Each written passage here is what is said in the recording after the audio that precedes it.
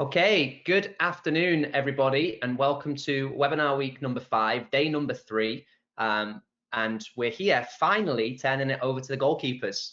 It's the first time that we've had a specialist goalkeeper guest, and I'm absolutely delighted today to be able to welcome Mr. Karl Spratt to our show. And this one is blending both coach and player education. Obviously, as a former player and now coach in one of the MLS professional academies, Karl can talk to both sides of the game. We're delighted that Spratty, you're here and willing to share your hour of time with you this Wednesday afternoon. So thank you for being here, mate. Obviously, we've got Mr. Mark Wilson in the hot seat alongside me, Tom Shields. So to players, to coaches on the line, thank you for choosing Beyond Pulse as your source of daily education.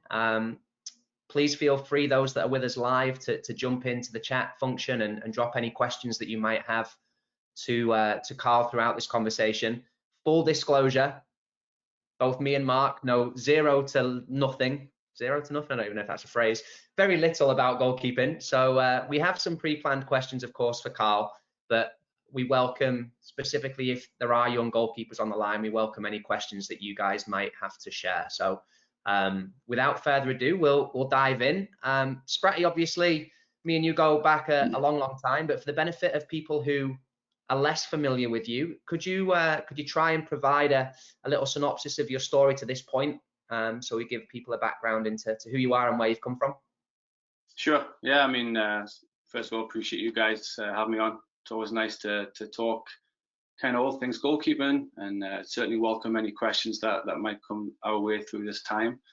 Yeah, listen, my pathway really is just one of finding ways through different hurdles to stay in the game, right? Ultimately, love the game, very passionate about goalkeeping. And just like every young goalkeeper, every professional goalkeeper, everyone has different paths and have to overcome hurdles and kind of objectives that are put in their way. And if you really want to do something like strong enough, and you really want to find a way to kind of keep moving forward and keep getting better and bettering yourself, then you'll do it. So being with the Revs now, this is my 11th year working with the Academy goalkeepers. It's my 7th year as the director of goalkeeping for the club and their academy. So everything from our training programs, training centers, regional development schools, which is on the elite side, all the way through the academy, and then up as they transition to the first team. Through that time, you know, I've worked with different kind of head coaches and different goalkeeper coaches, so I've certainly had to be adaptable. But really fortunate to be in the position, and really fortunate to do what I love doing on a daily basis. But yeah, as you said, our paths, right? Done the camp world, a lot of fun. Met some wonderful people, provided some great opportunities, and I think that was just part of my story, right? And then, just like everything, you have ambitions and you want to keep kind of challenging yourself in different outcomes, different environments, different social settings, and I think this game certainly provides you a platform to do that. So absolutely, and very humble and modest. Obviously, Karl, you have experience as a Division 1 goalkeeping coach as well, so obviously your time at Providence College, that gives a different insight to the players. Obviously you've got the boys from every age group in the young pro environment now, but also you've seen the exit route and the 18s to 22s there as well. So for the benefit of people that see Karl was a little less familiar to, obviously we've got a wealth of knowledge to tap into, and Spratty, again, thank you for offering to be here. From me, we're just going to start like this. The last few weeks, obviously the tough times that people are going through, we've been looking for sources of inspiration and trying to acknowledge and shout out people that have had a profound impact on our guests. So my question to you, it's not going to be a five-a-side team to play, but it's going to be a five-a-side team of your favorite goalkeepers of all time, the people that inspired you in the position, or the people that you most admire now, in terms of, you know, what they bring to the team or to their game in general. Sure. Number one, first one that's come to mind would be Peter Schmeichel. You know, one of my, through, you know, the academy side, got a chance to kind of see some of his stuff and hear some of his stories, and I think one of the attributes that I loved about him was just his dominance and demeanor. You know, like we'll talk about the importance of personality and presence in a goalkeeper. He had that in abundance. Fabian Barthez would be another one. someone who doesn't really get thrown in the mix there, but I just loved his personality and expressive nature. He was one that had to overcome hurdles of a physical nature, being a smaller goalkeeper, but his reading of the game, his tactical prowess, but his willingness to express his personality was one that was second to none in a time frame that not many goalkeepers had that. Buffon would be another one who crops to mind, just his commitment to the craft that he has to be doing it over such a prolonged period of time, and the efficiency in which he plays. It's not really about the spectacular with him. It's using each year, each level of experience that he gains, and using that to get better. And like I said, that commitment to the craft is second to none out there. And then you can kind of go from a couple of the modern era, I think, is Neuer. Just his unorthodox nature, his effectiveness. I spent some time in Germany this past summer with the DFB program, and they have such an efficient way and a very methodical way of coaching and teaching goalkeeping. And by their own admission, they say that Neuer, we can't take any credit for him. He's not come through our goalkeeping schools. He's not been, the stuff that he does is not being taught by our goalkeeper educators. But his originality and his effectiveness of his nature is really top class to see. And then Alisson, talk about a guy who has had to adapt to different styles, different circumstances, overcome hurdles, the calmness, the assurance that he has, and then just like I said, that adaptability that he has. So I think, a couple from years gone by and a couple thrown in from nowadays, I think those would be my top five. And I think, you said there wouldn't be a five-a-side team to play. I think in that team you probably could. So. Yeah, I was going to say that's very true. There's some decent ballers there, mate. And obviously that's going to be part of the conversation that we have as we build through this, the importance of the technical foundation and ability to play with their feet. But I think a lot of the key words there that we'll hopefully touch upon, you've obviously mentioned personality, dominance, adaptability, assurance, being unorthodox and kind of being authentic. We had Tony Annan, who obviously well yesterday, and from a coaching perspective he spoke about that, but I think it's so important to resonate to players that the personality and demeanor that they can bring to the game, especially in the position that we're talking about, is critical. So yeah, really exciting start. So as we said, Spratty, what we'll do is we'll dive in here with kind of a framework of questions that we have. Depending on where we go, we'll go off on different tangents. But if we can start, you obviously mentioned, the great Dane Peter Schmeichel. Our first question is based around the importance of presence and personality for goalkeeping. Can you speak to it from a player perspective? And then can you speak to it to the coaches on the line about maybe methods to get those players out of their shell? If there are any. Sure. I think when you're looking at personality and presence, it's one of them. It's two words that are used a lot in many different areas of life, not just athletics, right? So when we look at developing goalkeepers, and I'll kind of start from our base up, we have three areas. We have a look at developing the person, developing the player, and then developing the competitor. So that's how we look at our youth development model. And then in that developing the person, we look at attributes like confidence, passion, and the personality is one that when you're scouting or when you're looking at goalkeepers at a young age, and you talk about the position, does the position choose the player or does the player choose the position? I think in goalkeeping, you can see those players who have that passion and that personality for not essentially making the save, Tom, but just, being willing to insert themselves into the situation, right? Not being timid, being willing to insert themselves into moments that maybe other players wouldn't. And that just doesn't go for goalkeepers. That just goes for any kind of sport, any athlete, team athlete. Do they want to be right in the middle of it? Or do they want to just be safe and just be on the perimeters and just, not have to really put themselves in too many challenging situations? So I think the personality from a goalkeeper is really, really vital. And you don't have to be this goalkeepers are crazy, right? Because if you look at someone like, I mentioned Alisson, like he's not a laugher, a joker, or he's not a big time personality, but in the moments when he counts, he's always on the front foot. He's always looking to insert himself into the moment. So when we talk about trying to get goalkeepers out of the shell, and this would be to the coaches out there, the biggest and the simplest way that I say is sometimes goalkeepers don't speak because not because they, not because they're not confident, but maybe they just don't know what to say, right?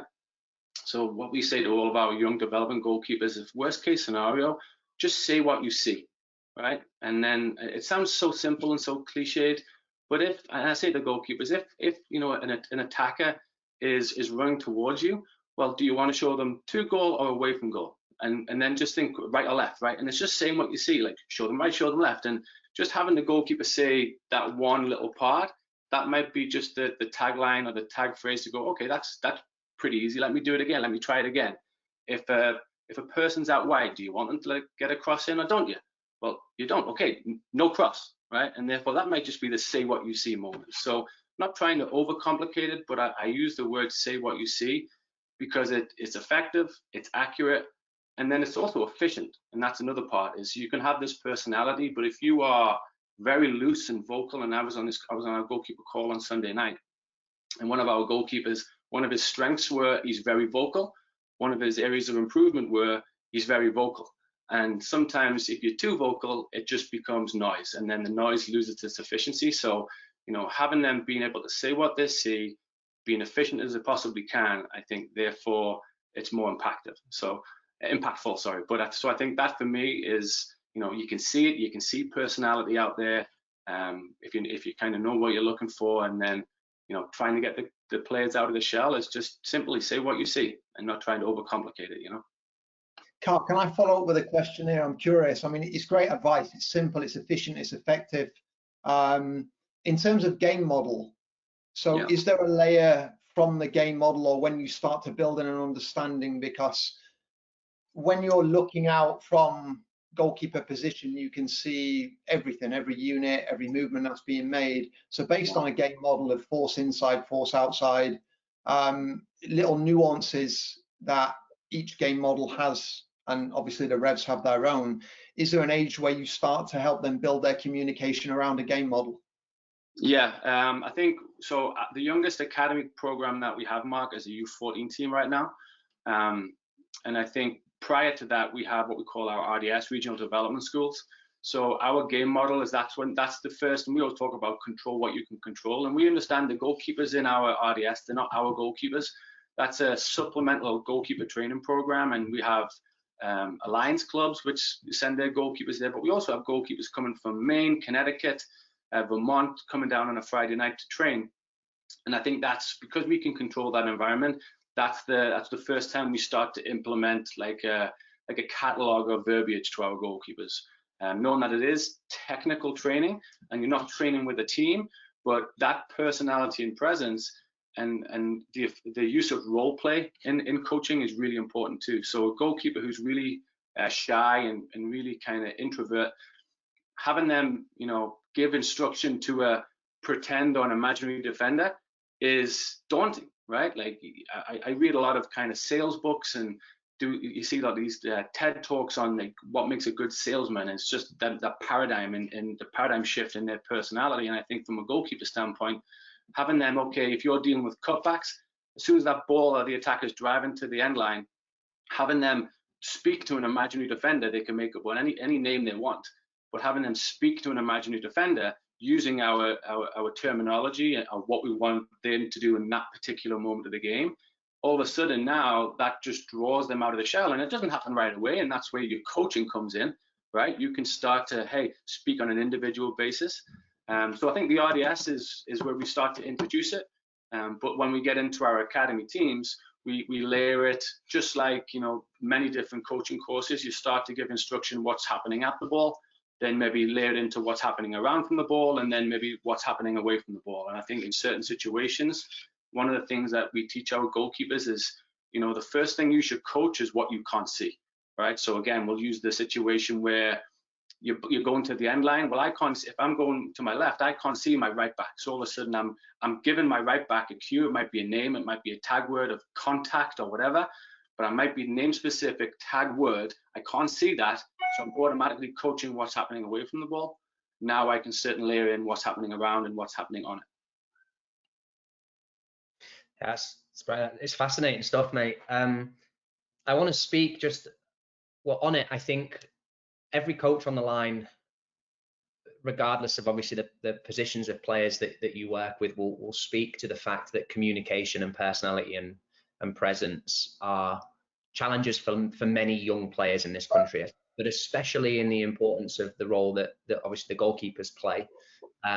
There seems to be a reluctance sometimes to be perceived as bossy or demanding, or I'm ordering people around, whatever. There's probably harsher words that might be used, but obviously as a centre back, I often speak to the fact that the most comfort that I ever felt playing was when I had goalkeepers that were so in control and would organise and would solve problems before they became problems, and it was comforting. And Willow, when we had Chris Casper on, you spoke about playing in front of Casper as a centre back in midfield and being guided. Can you just speak, Karl, to the importance of it? Because every single player on the line, they can control. You say control what you can control. You can control whether you speak. You can control the projection that you use, the intonation that you use. How critical is it? Can you be a quiet goalkeeper and say nothing? I don't believe so. Not at the elite level anyway, right? And listen, you talked about, you mentioned being bossy or being aggressive. Like you can do that, but there's a huge difference between shouting at someone and shouting to someone, right? So we talk about the cadence of your voice, talked about the intonation, Tom, like all really important parts. But at the end of the day, when you're a goalkeeper, if you're saying things at the right time, knowing that speaking too much could be a weakness, but when you're saying something, you're not asking, right? You're telling. Like it's not optional. Like I'm asking you to do something because I don't want the ball to come to me, right? So if you can control that, like I think the cadence of the voice, the tempo, the clarity in which you speak is vital.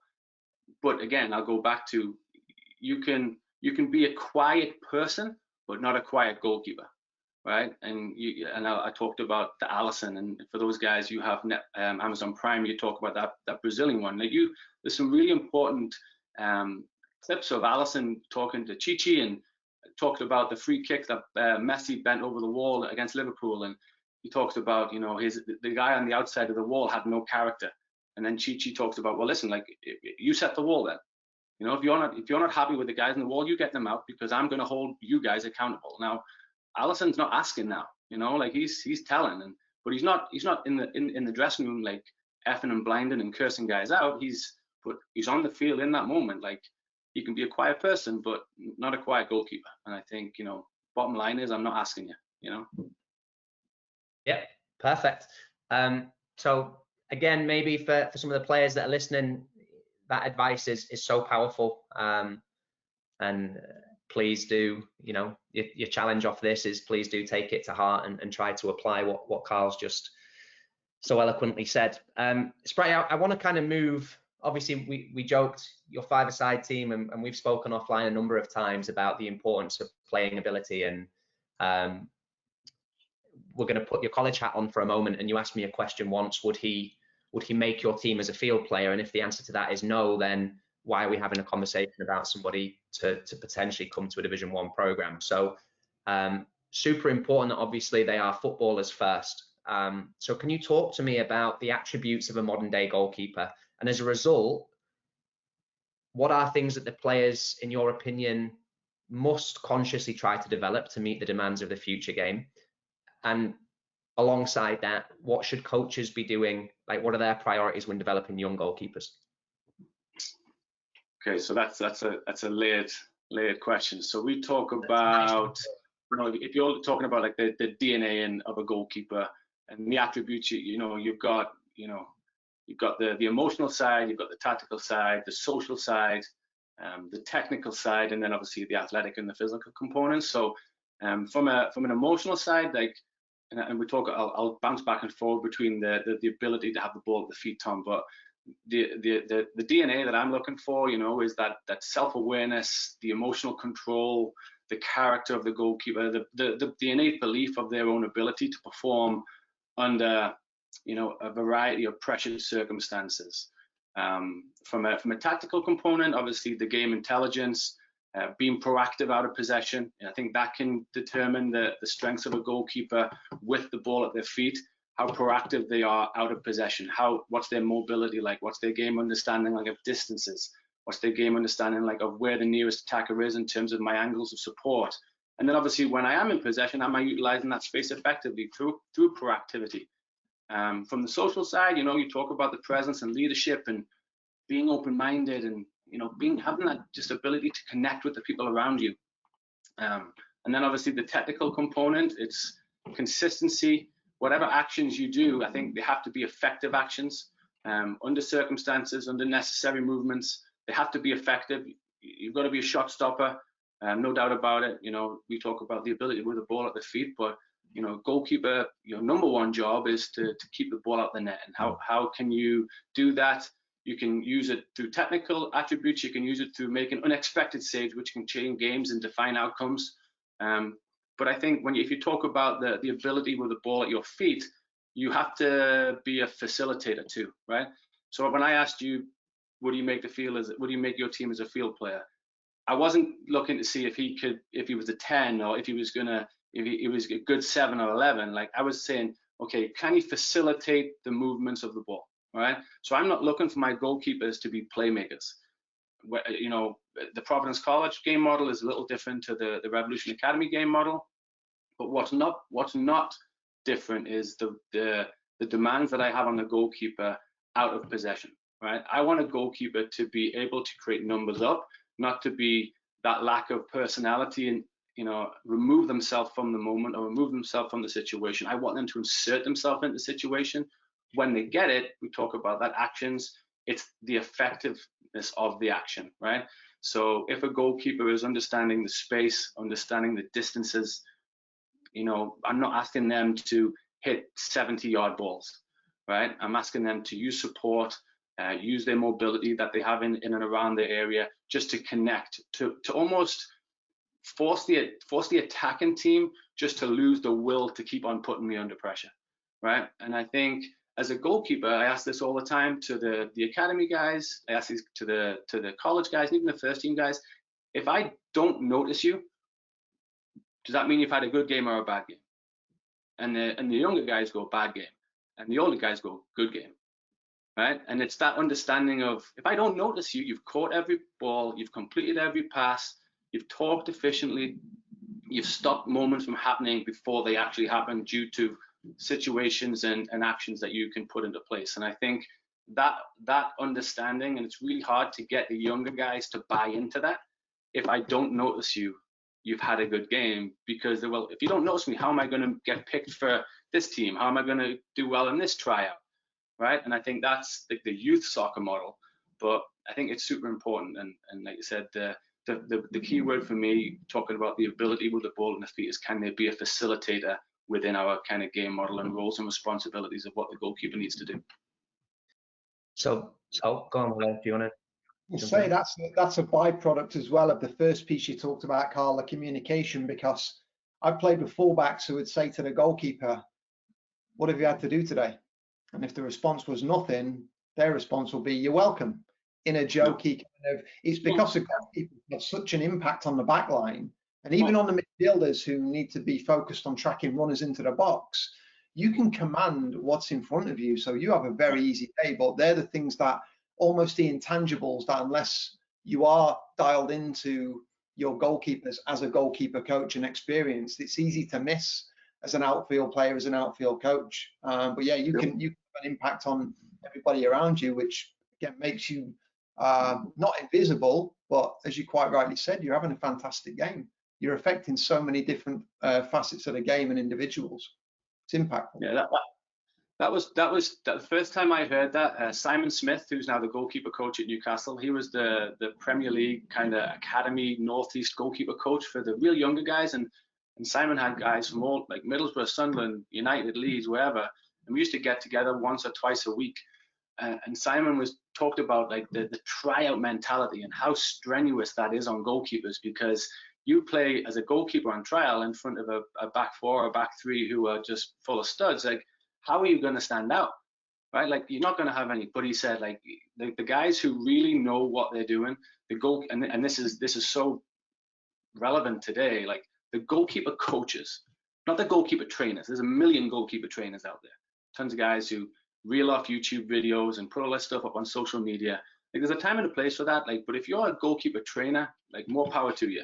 But if you're a goalkeeper coach, like a real goalkeeper educator, like you're going to know what to look for, and you're going to see, okay, like this goalkeeper recognizes I can have a direct effect on moments and stop moments happening before they actually do. If I want to insert myself, I'll keep using that word, like I want to insert myself into the moment, right? And I think that the real goalkeeper coaches out there, I've got no problems communicating that with their athletes and saying, listen, don't worry, there will be times, your time will come to show me you can make that save. But can you stop the situation happening before it happens, which makes your job a lot easier, you know? And I think that's a real important message. So the young goalkeepers out there, the goalkeeper coaches, old or young, and there's something still that I still really strive hard and find ways to improve myself to get better at that, you know? Like the analogy of defenders playing with clean knees, isn't it? Don't have to make a tackle. It means I've had a brilliant game, not slide tackles. Yeah. So Spratty, I want to build on that and ask this question. Obviously, we're going to work with and players from all different walks of soccer levels in the US and maybe around the world will see this, and certainly youth coaches, some of which might have a director of goalkeeping, some of which might not. So if you are speaking to the coaches who just have themselves and their team and are working with an U10s, U14s kind of age range, what would your suggestion be to 2 or 3 kind of must-dos for them within a training session to try to provide the opportunity for their goalkeepers to develop the types of skills that, you know, you would class as the absolutely essentials, the must-have necessities? Like what would you say focus should be on? I mean, first of all, Tom, like the number one thing a coach should do, for me, basketball, football, soccer, field player, goalkeeper, you've got to create the environment that you want the players to learn and get better, right? Like if you can't create that environment as a coach, you can be the most technically gifted, analytical based coach in the world, but if you can't create an environment for your athletes to get better and want to get better, all that knowledge and experience is pointless. So, you know, like the effectiveness of your communication and demonstration, I think, is really important as a goalkeeper. The appropriate restrictions, and as goalkeepers, then restrictions are very different to field players. It might just be distance, it might be announced service, it might be can your picture that you paint be clearly described upon request by the coach to the goalkeeper. I was having a conversation with Yuta, our Revs 2 goalkeeper coach, yesterday, and talking about, if I at any time in my activity, if I ask my goalkeeper, hey, can you give me an example of when the situation might occur? And if he can't or she can't, then I failed as a goalkeeper coach. So, you know, there is a time and a place for adding in supporting equipment, but this over the rope, under the rope, dive low right, make a top bar, left save, like it doesn't happen in the game. So if I can ask my goalkeeper, hey, when does this happen? And they can't give me a clear answer, then I think for me that's a huge flaw. You know, making sure that you're understanding the individual. You know, you're not coaching the athletic component out of a goalkeeper, depending what age you're working at. There's got to be this element of competition. Listen, you asked me for 2 or 3, if you don't mind, I'll reel off a couple here. You know, that you've got to be able to reference the elite level and giving them an elite level reference to compare to. And there's so many resources and tools to do that, whether it be video links, clips, you know, just using your phone to reference that. You have to provide, you know, energy and passion to in your delivery. Don't be frightened to correct mistakes, but understanding the timing in which you correct them is really important. You know, you have to be able to command the environment, and obviously the attitude and demeanor of a coach, I think, is really important too, right? So asking goalkeeper coaches out there, what are they looking to do? I think from a technical component, the one thing that a goalkeeper can deal and control is their footwork and their set position, right? Like the game is already being invented. You know, somebody comes out and go, I've got this brand new method of, okay, sure you have, right? Like, and not to be cynical, but yeah, okay, yeah. And the game evolves, right? And it's secular. What's, you know, we talked about Peter Schmeichel, he was doing this blocking and spreading in the 90s, and all of a sudden it's so contemporary right now in 2020, 2019, 2018. And I'm sure you're going to ask me one of my pet peeves, and we'll get back to that in a minute, right? But that's one of them ones that if you're creating the technical component from a set position stand, everything else peels away from that. The ability to maintain their movement, make sure you're keeping their hands active, make sure they're reading the rhythm of the attacker, the clues that the attacker gives the goalkeeper, when the service is going to come at you. Touch Mark about that importance of communication, making sure that that's in there. But the set position for me is, in our RDS program, it's the #1 thing we teach. And it's the #2 thing we teach, and the #3 thing we teach, and we just start peeling other techniques off that. But if you're not in a consistent, balanced, set position, and I'm not saying everything has to be, hands have to be here, feet have to be there, but there has to be a general consensus that your hands are active at all times, in a comfortable position, ready to make a save. And if you're one of these goalkeepers that has this big, withdrawal of the hands to come back, then you better make sure you're reading the clues of the attacker extremely accurately. So, because by the time you get your hands forward, the ball's going to be there, and the older you get, the higher level you go get, that reaction time is less. But for me, it's set position, it's balance, it's footwork, and then it's technical component. The basics of contour catch, basket catch, diving techniques, and then I always the final analogy when I talk about set position to the kids is, hands up who watches elite level games, and inevitably they put the hands up, right? Okay, hands up. How many times you see the goalkeepers in the Premier League flying through the air to make that big? And it's like, not a lot, right? It happens, but does it happen every week? And it's like, no. Why? Because they've got good set position, they've got good balance, they've got good efficient footwork, they read the game, they understand depth, right? And I think like that to me is such a powerful message. It's not attractive, doesn't make the game, doesn't make the position any sexier, like, just move your feet and catch a ball.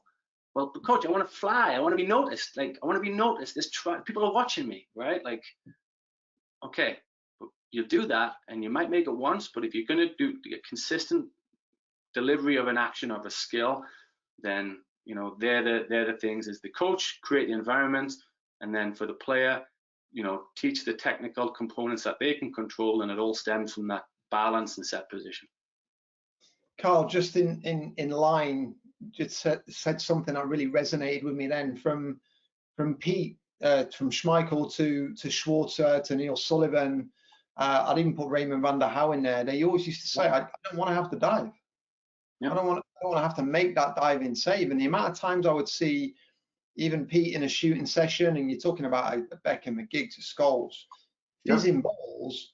And there were times where he would stand and he'd just look, and he'd know the ball's going just over the bar. He's not looking to fly through the air and make the click camera save. He's always consistently about his position, and that was a consistent theme with the best goalkeepers I had the privilege of working with. So if you're teaching that to your players at such a young age, hopefully it resonates and they get away from these highlight reels and highlight clips to say on YouTube and more into what's really going to help them develop themselves as a goalkeeper, key fundamentals. And I think the environment is really important, Mark and Tom, and for the rest of the guys. The environment is important because within that environment and all the characteristics and coaching traits that I talked about, the byproduct of that is trust, right? Does your athlete trust you as the coach? And I think if you're creating them environments, them environment characteristics, they're going to trust you. And then if they trust you, they're gonna. If you say, listen, I'm trying to make your life a little easier here, they're gonna think, okay, well, there's a bigger picture at play here, right? Like I might not get noticed today, but like for my job in professional youth development, like I don't care what you're like. I don't care what you're like right now. I care what you're like in 4 or 5 years time. Like, can you play in Gillette Stadium on a Saturday night? That's what I care about. Like I don't care if a kid makes a mistake at 13 or 14 or 15 or 16. Obviously the pressure starts increasing, but my job as a coach in professional youth development, you've got to, and again, it's really hard. Like you got to have that innate self-belief in what you're doing, to look inside your crystal ball and use your imagination on the athlete and think, okay, Mikey, it could be something down the road, and I've got to try and find a pathway to get him there. And Spry, you've obviously referenced the importance of understanding triggers and understanding the game, I guess. So from a coaching perspective, when you're in sessions, are you encouraging games to be used as a preferred teaching tool so that they're getting to see real patterns occur? Or, what's just curious on the ratio of immersed within a team session versus pulled out and working kind of independently with you? Is there a magic formula? Is there a magic balance? I mean, there's many different ways to do it. Our own personal belief within the 14s and the 15s, they do 3 technical sessions with the goal. Every single day from a technical component, the minimal time they'll have with me would be kind of 40 minutes. And then the level of insertion that they'll have with a team varies. But 1 day a week is the goalkeepers are in with the team, not with me. They're in with the team. They're in the passing patterns. They're in the possession sequences. They're in the game model work. They're in the shadow play. Like, just being a part of the team, developing that relationship. We talked about the connectivity between the players and the people around them. I think that's a really important part of a modern day goalkeeper, and I think that's a way that we within young academy players can have a direct impact on that. But every single training session, whether they start with me or not, they'll always end up in the game. And my job as the goalkeeper coach and the head coach's job is to have that constant communication, making sure that my tactical and technical periodization is somewhat aligned with theirs, so that if I'm dealing with breakaway saves from central positions and then we go into a game and they're dealing with cutbacks and wide service, then it's not really related, right? So that's my job, and we do a lot of work ahead of time to share that information and make sure that it is aligned. But I think goalkeepers, they have to be a part of the game, not removed from it, right? And I think they talked about the games, and ultimately the games, there's an element of competition, and that is the most important part in my training environment. Like, I put competition on these guys right from our brain activity, right when we start our warm-up and our cognitive approach. Like, there's competition. These guys have to compete against each other. And I think one of the key questions that I might get later on is it important to have 1 or 2 goalkeepers? And I think it's always important to have competition in any position. So I think for me, right from the start, there's competition involved. And I think these guys know it, these guys feel it, but there's always got to be a little tension on the rope, right? In life, in business, in your personal relationships, as soon as you get comfortable, which is a nice feeling, as soon as you get comfortable, you start taking things for granted. But in sport, if you start taking things for granted, then that's when, there's always someone wanting to be a little bit better than you, right? So I feel like this is just all on analogies, and I want to try and avoid that. But like, there's always got to be tension on the rope. But right from the start, it's even in our technical component, there's competition. These guys are competing. Okay, who's able to hold these amount of balls? Who's able to complete this amount of reps if we're going for time? Like, who's able to hit this amount of target if we're working on, like, in distribution? Like, there's always competition. So you could say games, yeah. So let's go then, Spratty. Let's jump a little bit, because obviously we did have the question about pairs of goalkeepers, and obviously even at the collegiate level, 3s and 4s and teams of goalkeepers. The youth coaches that have got their single squad, or speak to the parent who they've been the only goalkeeper on a team, so therefore they're guaranteed 90 minutes of a game, let's say, and then you talk about bringing in that second goalkeeper for competition. Speak to the benefit of it, because it's very clear where you stand, and obviously I'm in full agreement with you on the importance of it. So just speak, if you could, as to why you feel so strongly about, or would encourage the fact that it should be 2 goalkeepers minimum at any opportunity. Well, what happens if one gets hurt for one? Like, a centre back going goal or right back goal? Like, I mean, you don't have one centre back, right? You don't have one right back. Like, you have players, you have subs. Like, for me, like, that's just the simplest one, right? Like, what happens if one gets hurt? Like, I mean, but all right, we'll peel back the layers a little bit. Like, you've got to have competition, and I think if I feel like I have to strive to do something, like, and listen, here's the thing: if you've got competition and you don't want to strive, well then as a coach, you know something about the individual before they even step on the field. Like, and we've had it in the academy, Tom, like, just you think the level and the opportunity that these guys are afforded. We've had guys just, you know, pull a parachute cord and say, no, I want to be the number one. I want to be the big fish. You know, it's fine. Like, and it sucks at that moment in time as a coach, but I know what type of character these goalkeepers are. You know, so you get to learn a lot about the goalkeeper's character by how they handle the adversity of, and not just all of a sudden the main person, the main goalkeeper on the team. I think that's important. So you get to know a lot about the individual before you even start talking about the technique and the emotional side and the tactical ability. Like, from a technical component though, it helps with reps. It helps with workload, because the last thing you want to do is, you know, put too much of a workload on an individual. The reps, it gives them a valuable learning component. So all of a sudden people, you know, by the time this call's over, people are probably bored of hearing my voice. But if this is, just imagine we're doing this 4 times a week, you know, 40 weeks of the year. Well, all of a sudden that the effectiveness of the coach is going to diminish really, really quickly. So all of a sudden now you can have these guys creating, and you can implore them guys, say, hey, listen, coach each other, right? Create your own little coaching environment. You can cuss me out on the way home to your parents. Like, I don't mind, but coach yourselves. So that, oh, when Spratty does jump in, hey, listen, yeah, I said that. All of a sudden, if that kid hears something that he's just told his buddy, but now his coach has said it, how does that, oh, wow, like, I kind of do know what I'm talking about. So all of a sudden now they start to create that innate belief in not only themselves and their ability, but the way that they see the game, the way that they discuss it. And I think that's a byproduct of it as too. So yeah, I mean, listen, I don't really like any more than 3 goalkeepers in a group, and that's my own personal preference. I've had opportunities where I've had 4.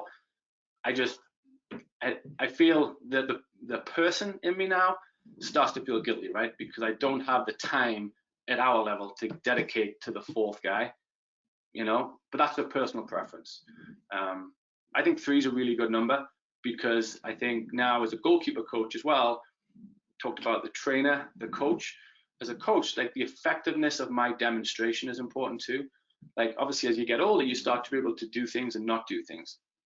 But I think it's really vital to jump in and just to show the guys, like, this is how I want a ball hit, or this is how I want you to receive, or this is how I want you to technically collapse, or whatever, right? There's a million different things you can do. As soon as you start losing that, when you're still physically able to do it, it's not about the coach, it's about the player.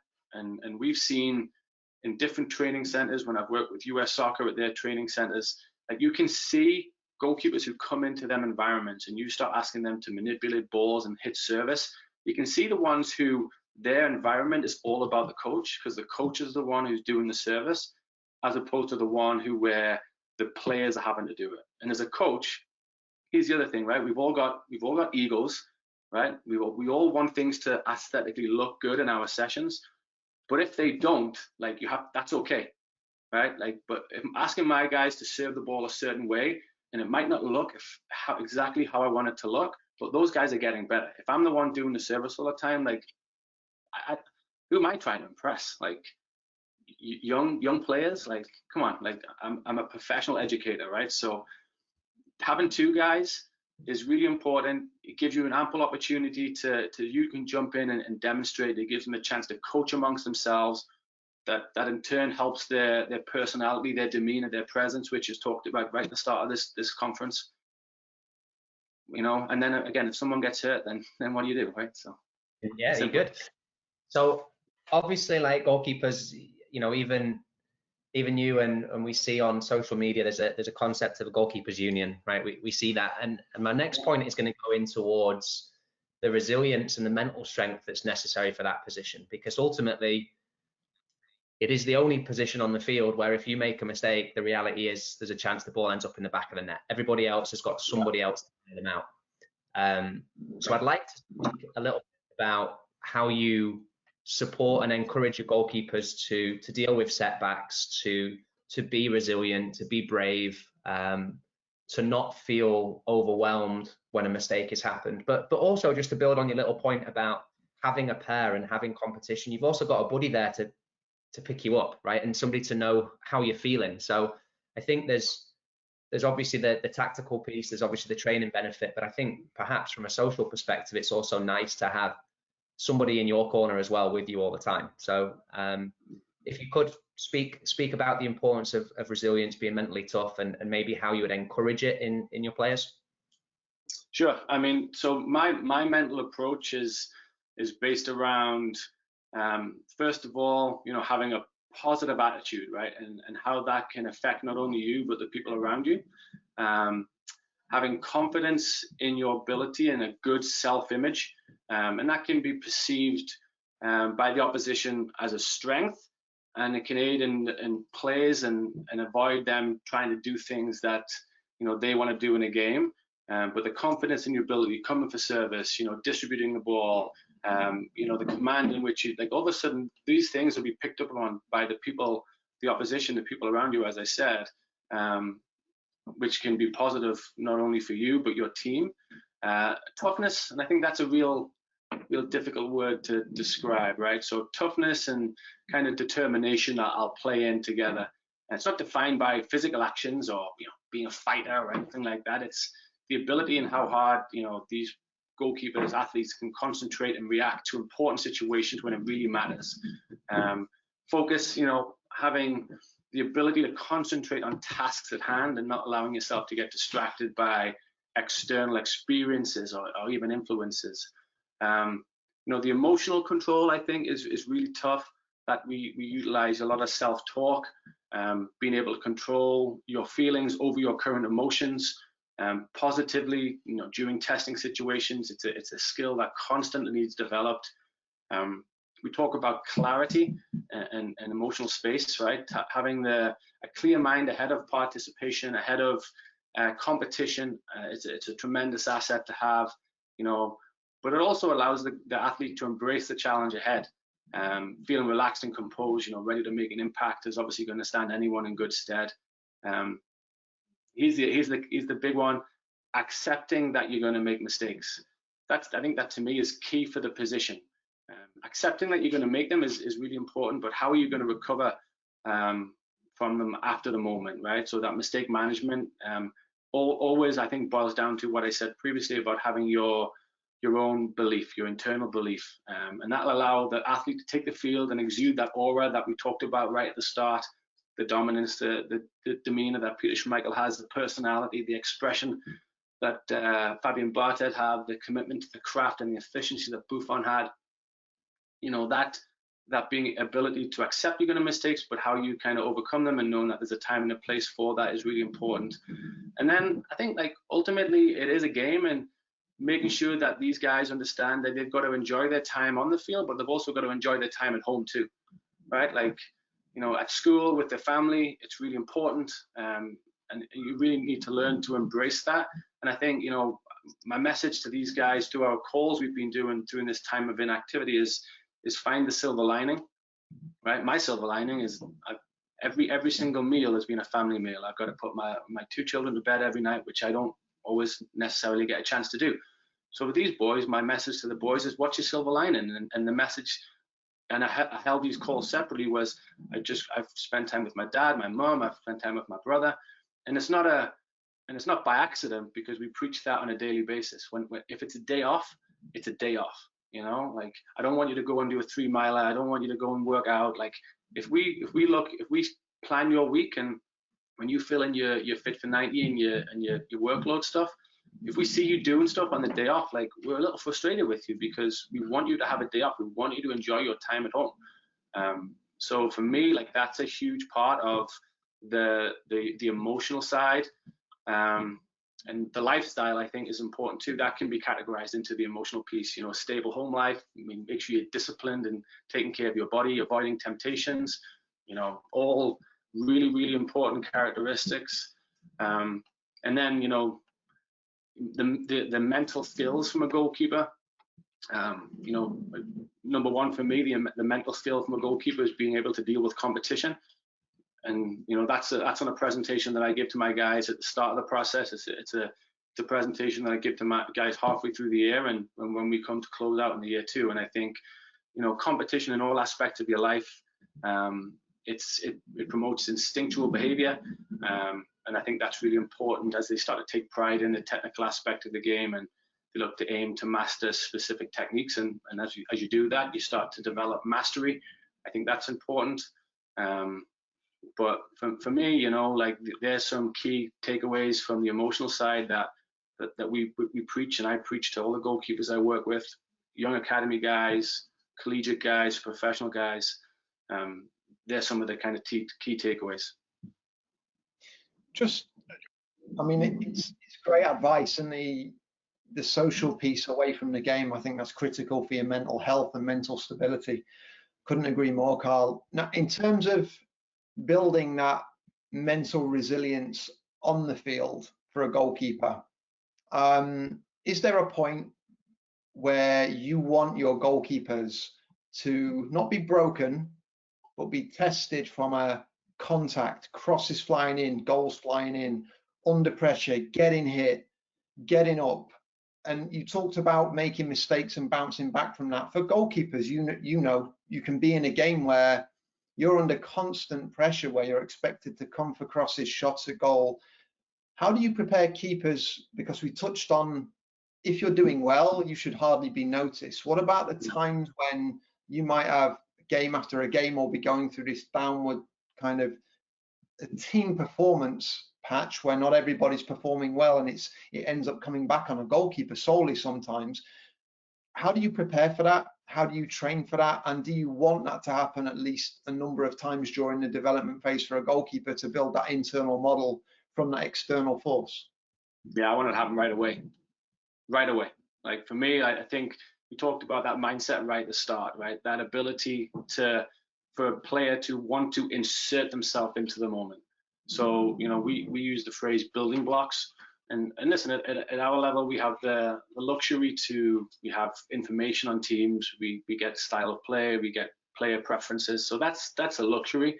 But for any youth goalkeeper coaches out there, like I want, and again, if you're gotta be really careful. If you're doing it with the right intentions, as in, I want my guys to get better, not essentially I want to win a game, right?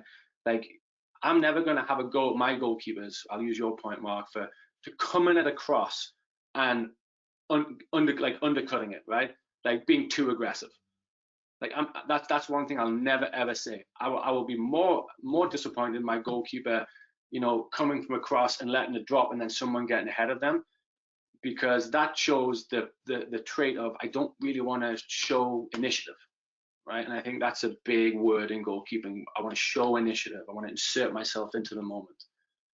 So for me, like I encourage my guys all the time. Like, listen, you can't control as a 13-year-old if you're 5'4", you can't control the fact that you're not 6'2", right? But if my guy, and we've got a kid in our 40s right now who is really good at it. He's just 5'7", like, but he's really good at it, and he makes some mistakes and he beats himself up about it. But he's a heck of a goalkeeper, and I'll never ever say like, don't stop, because why would I want him to stop trying to put himself out there, you know? So I want the goalkeepers at a young age to experience emotional stress in a game, and that's maybe the wrong word, but emotional challenges in a game situation environment, because that's the smart guys, they'll use that as reference points and learning points as they go forward. And then at the highest level, like I want them to do it right away, because, and again, listen, we've all been in games where, you know, we see the ball like a beach ball, and then one game you'll see it like a golf ball, right? Like just the way that your approach can maintain, you know, the consistency on your pre-work as you lead up to the game. Nothing can change, but all of a sudden come game day, like it's just a little different, right? So, but again, that comes with experiences. You know when it's one of them days, and then you know where you have to manage the game around your strengths and try and kind of stay away from the areas of improvement. And I think that comes with experience, and that comes with the trust that a coach can have with a goalkeeper. Like I do very little coaching in a warm-up. It's more about getting the goalkeeper ready for competition. And I know what our goalkeepers, I don't have one warm-up. I have a different warm-up for every goalkeeper based around the strengths of that goalkeeper, putting them in a positive environment. We have a structure, we cover topics, but it might be different routines and different rhythms, right? So But to answer your question, yeah, like I want those guys experiencing the hardship early, early in their career, but early in a competitive environment too. Like I'm always challenging the guys, find that moment. It might come from a cross, it might come from a through ball, it might come from you've got the ball in your hands and you've got someone open, can you distribute it quick? But find that moment to insert yourself into the game, right? Like always be looking, always be striving for that. And I think it's a really important emotional approach to instill in a goalkeeper as soon as you can. That's right. It's cracking advice, mate. It really is. I'm gonna start to turn it in the direction of the guys that have popped up with a couple of questions. Sure. Just trying to allow for some of the audience participation. The only thing that I'd like to add, seeing as we're talking, we've spoke a little bit in cliches, is we use the phrase here that pressure is a privilege, and I think there is no greater position where you're under pressure than being in goal. But the privilege is that you get to save games, and nobody else can really say that. So as much as there's difficulties, you know, all the goalkeepers on the lines, you know, you will save far more games than you will lose for your team. As you said, accepting the fact that everybody's human and makes a mistake every once in a while. Yeah, it's part and parcel of it. But you guys get to step up like nobody else can, and get the pats on the back that obviously are very clearly deserved. So, okay, so Alex, I'm going to go to your question. Karl, you referenced your experience in Germany, and Alex said there's been a lot of talk about inverted steps when executing a diving save. Not your traditional diving technique coach in the past. Is this something you believe in? Is this something you are coaching in your technical progressions? Yeah, the German guys, they part of their methodology, their WASIC methodology, and you can search it. It's, you know, there's an analytical phase, there's a situational phase, and there's an integrated phase. But that's their German methodology, the DFB warm up, analytical, situational, integrated, and then cool down. That's what the abbreviation stands for. And I won't go into what the variances mean, but they place a huge emphasis on the analytics of the position. But it's really important that the goalkeeper itself and the goalkeeper coach has an understanding of the game. Otherwise, you know, what you're analyzing might be completely inaccurate, right? So to your question, Alex, they referenced that inverted step when diving, and I think it's all about trying to increase time based upon what you've done prior to that action, right? So if you're trying to increase your time, gone are the days of rush out and narrow the angle. Well, there is a time for that, but they used a reference that if the cutback situation, for example, that ball is cut back to like 12 yards out from the end line. In that moment, the attacker has already made their mind up, right? So the attacker he knows he's hitting it first time, and he has an idea of where he's not having a look where the goalkeeper is in that moment because it's such a split second, right? So they use that point there. So the goalkeeper is obviously in that situation because they understand the game, the area of the field is taking place. They talk about, instead of trying to go out and narrow the angle, they talk about retreating into your goal to give yourself more time. And then they talk about the inverted step, and it's all about the proximity where the ball is to the body. So Alex, I mean, again, we can connect. Feel free to reach out to me and talk about it. But they talked about understanding if you have to extend, it's really hard to extend when your step is inverted. Whereas you're looking to have it to cover the distances immediately to the side, then you almost have to get that inverted step to get down quicker, as opposed to having to dive around that front leg or dive over that front leg. So it's about force, it's about pressure. It's a really, really good question and a super detailed kind of goalkeeper specific question. But it's a really interesting kind of part when you look at it in the situations and trying to increase or decrease time, increase or decrease your diving distance, and then what effective technique you can do to make it an appropriate kind of action to make a save. So probably hasn't answered your question, Alex, but I think, you know, happy to chat and follow up on that one, because it's a real specific, detailed position about, you know, one of the hot topics right now. I was going to say that's probably the most depth we've had to an answer in 5 weeks, mate. So it's at least definitely still didn't answer the question though. So it's definitely the answer that I've not understood the most as well. Kaza says, how do you prepare for the mental strain and focus for a game? Like, how would you keep focus throughout the whole game? Obviously, the challenge of a goalkeeper is that there's going to be large portions of it when you're nowhere near the action. but obviously you've got to be ready for when that comes. So any little tips for staying mentally tuned in? Yeah, I don't know if you picked up on a word I mentioned before, like building blocks. And I think that's one thing I use with the goalkeepers a lot, is kind of baseline 10 to 15 minute increments. You know, I don't want to put, hey, I want you to concentrate for 45 minutes straight without a break. Like if you need to go, you know, ball goes out, get a water, refresh, squirt your face, do whatever you need to do, but then have a trigger. So I always encourage the guys to do an action, and some of the guys take a drink, some of the guys like restrap their gloves, to do that, and that's their own trigger to, okay, let's reset, let's start my internal concentration clock again. And I think if they do that, it's a way to manage your emotional focus. But the building blocks is something that I impart on the guys, and just find a routine, because every goalkeeper has a twitch or a fidget, which is tap the post, touch the bar, restrap your gloves, take a drink, you know, wipe your face, whatever it is. But find something that fits in with your natural playing routine during the game. Think, okay, that's my cue to restart. But I always think like a 10 to 15 minute kind of concentration block is key. During that time, you might be faced with a lot of action, you might be faced with none. If you haven't faced any, even more important, let's restart, let's reset the clock and go again. But I give these guys a little tag action to do it, and that's their internal cue. I'm stealing concentration clock, mate. I'm nicking that one.